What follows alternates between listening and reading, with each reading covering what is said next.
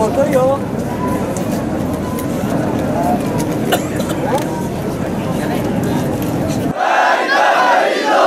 Muhammed Resulullah. Muhammed Resulullah. La ilahe illallah. La ilahe illallah. Muhammed Habibullah. Muhammed Habibullah. La ilahe illallah. La ilahe illallah. Amerika lanetullah. Amerika lanetullah.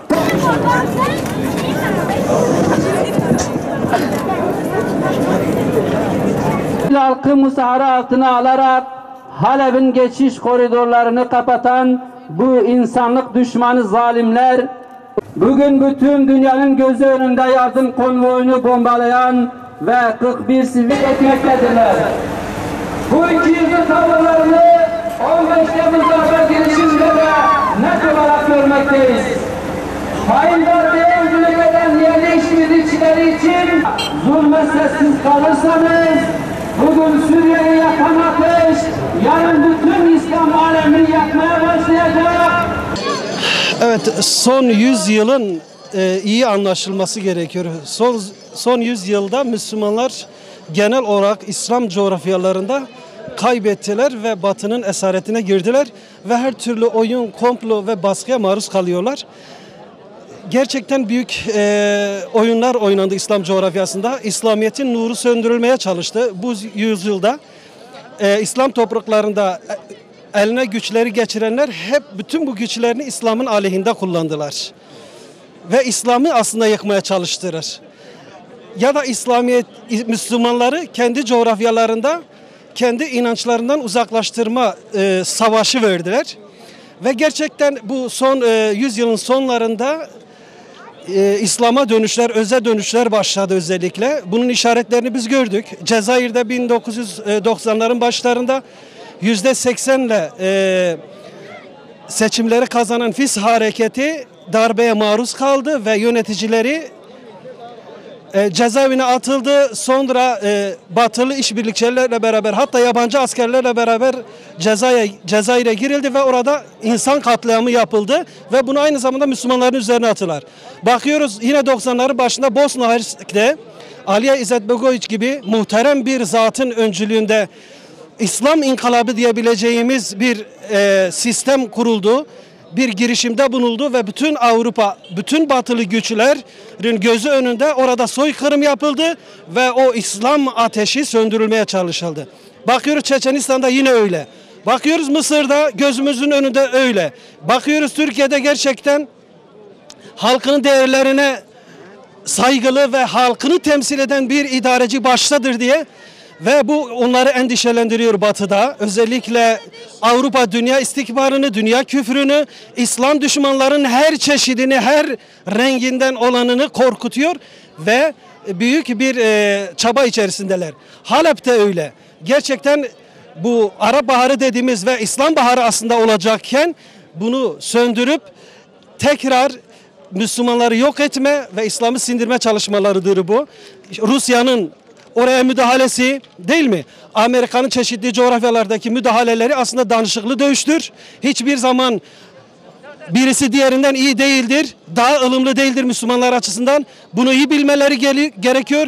Küfür tek millettir. Ve bugün Halep yıkılıyor. Gözlerimiz önünde belki sesleri bu coğrafyaya geliyor o bombaların. Fakat maalesef Müslümanlar bugün hala uykuda uyanmış değiller. İnşallah işaretler var. Ve bugün Halep, bugün Filistin, bugün İslam coğrafyalarındaki bütün topraklar Müslümanların uyanışını ve direnişine hasretle bekliyor. İnşallah bunlar da sizin çalışmalarınızda vesile olacaktır. İnşallah Halep ve bizi ağlatan diğer İslam coğrafyalarındaki durumlar, hatta Müslüman olmayıp da mazlum coğrafyalardaki halklar dahi İslamiyet'in tekrar nurunun, kurtuluş elinin uzanmasını bekliyor. Ve inşallah bu gerçekleşecek, hayırlara vesile olacaktır. Şimdi yani burada aslında Müslümanların birliğinin tekrar yani gündeme gelmesi, Müslümanların birliğinin gündeme gelmesi, bu cemaatçılıktır, bu şucudur, bu bucu bunların bir tarafa bırakılması Biz şu an buralarda mesela Abdullah Öcalan, FETÖ gibi bu tür örgütlerle uğraşarak aslında Müslümanların geriletmesi söz konusudur. Asıl düşmanı biz göremiyoruz. Yani burada görmemiz lazım. Burada aslında Amerika'dır, Rusya'dır, bunlar ikisi de birdirler yani sonuçta. Bunlar birleşiyorlar bir yerde. Ama bizi ne yapıyorlar? İşte sen ya Amerikan yanlısı olacaksın ya Rusya yanlısı olacaksın. Neticede ikisi de birdirler. Önemli olan biz ne yapacağız? Biz Müslümanların yanında olacağız. Yani bizim değerlendirmemiz budur yani. Bunu söylemek istiyorum. Yani Halep için ne demek istersiniz? yani Halep daha önce de zaten bu işler sürekli Rusya kanayan bir yara. Halep orada Müslümanların birlik, beraberliği için bizim de onlara destek olmamız lazım. Evet, yani öncelikli olarak tabii üzgünüz yani Müslümanlar olarak. Çünkü yanı başımızda komşumuz kadim bir kent, kadim bir şehir, tarihi bir şehir. İslam medeniyetinin yoğun olarak yaşandığı çok kadim şehirlerimizden bir tanesi. Ya dediğim gibi üzgünüz gerçekten. Niye üzgünüz? Özellikle şunun için üzgünüz. Müslümanlar olarak uzanamıyoruz, yardımcı olamıyoruz. Fiili anlamda söylüyorum. Destek sunamıyoruz. Bunun için ne yapılabilir? Belki tüm Müslümanların, yani Allah-u Teala'nın emrettiği şekilde Allah-u Teala size bir tek ümmet kıldık diyor. Tekrar bir ümmet bilinciyle, ümmet anlayışıyla hareket edersek, ayrılıklarımızı mezhepsel, düşünsel, fikirsel, ırksal, düşünsel ayrılıklarımızı bir tarafa bırakarak karşımızda ortak bir düşman var. Yani düşmanlar işte Avrupa'dır, Amerika'dır, Rusya'dır. Bunlar gerektiğinde Müslümanlara karşı bir araya gelebiliyorlar, bir olabiliyorlar, birlik olabiliyorlar. Bizim de buna bakarak, dediğim gibi bütün farklılıklarımızı bir tarafa bırakarak bir olabiliriz. Yani herkes bulunduğu yerde, bulunduğu mekanda bu düşünceyi, bu anlayışı sabitlerse, bu anlayış etrafına hareket ederse, herkes bulunduğu mekanda İslam'ı yaşama, yaşatma mücadelesi verirse, İnşallah Teala yavaş yavaş o küfrün cephesi daralır ve İslam cepheleri, İslam beldeleri, İslam şehirleri kurtulmuş olur. İnşallah Teala umut varız. Oradaki direnen Müslüman kardeşlerimize duacıyız.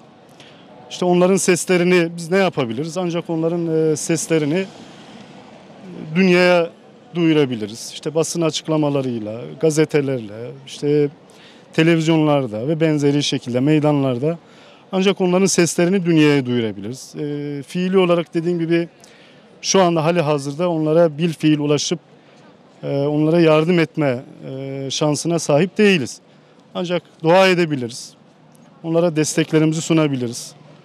Allah-u Teala yar ve yardımcıları olsun.